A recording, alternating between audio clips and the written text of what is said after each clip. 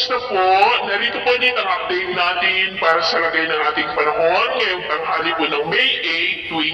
2024 na kung saan sa ngayon ay naging isa na po yung dalawang LPA na ating minomonitor na sina 90 at 91W. Sa ngayon po ay nagsisimula na maging aktibo ang Pacific Ocean na bumuo ng mga sama ng panahon at mayroon ulit panibagong LPA na nasa silangan ng ating bansa sa labas ng ating area of responsibility at pinangalanan po ito ng Joint Typhoon Warning Center na 92W. Ito po ay hindi naman nakitaan pa ng paglakas pero ang LPA na dati nating minomonitor na naging isa na lang po ay patuloy pa rin na nakitaan ng paglakas sa mga susunod na araw na posibleng papasok na po sa ating area of responsibility this coming weekend and by early next week kung patuloy pong paglakas niyan at maging ganap na bagyo ay tatawagin na po sa local name na bagyong Aghon na posibleng lalapit dito sa ating karupaan lalo na po sa silangan ng Visayas, silangan ng Mindanao at din po sa may Bicol region na magdudulot rin ng maulan na panahon na minsan ay may mga pagbugso ng hangin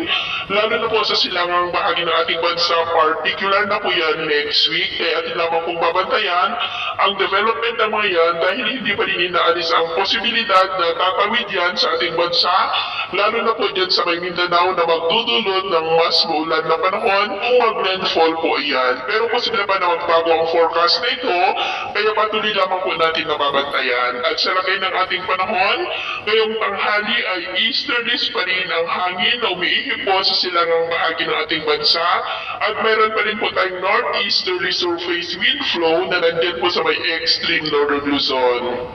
Ngayong tanghali ay mainit at maninsangan ang panahon sa malaking bahagi ng ating bansa, lalo na po dito sa may Luzon at Mindanao, na posible po na aabot ang heat index sa 41 to 45 degrees Celsius, kaya mag-ingat po tayo sa panganib na dulot po ng mainit na panahon. Pero unti-unti na po na mababawasan ang init na ating mararamdaman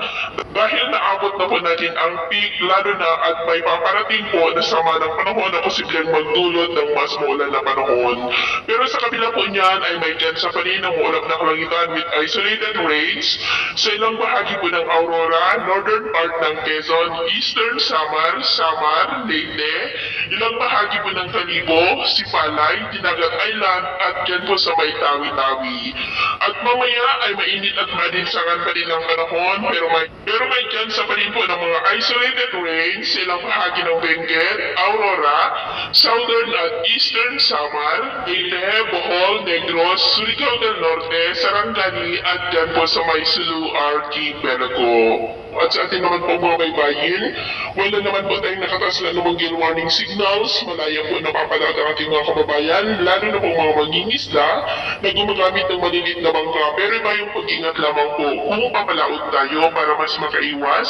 sa mga sakunang pangkaragatan.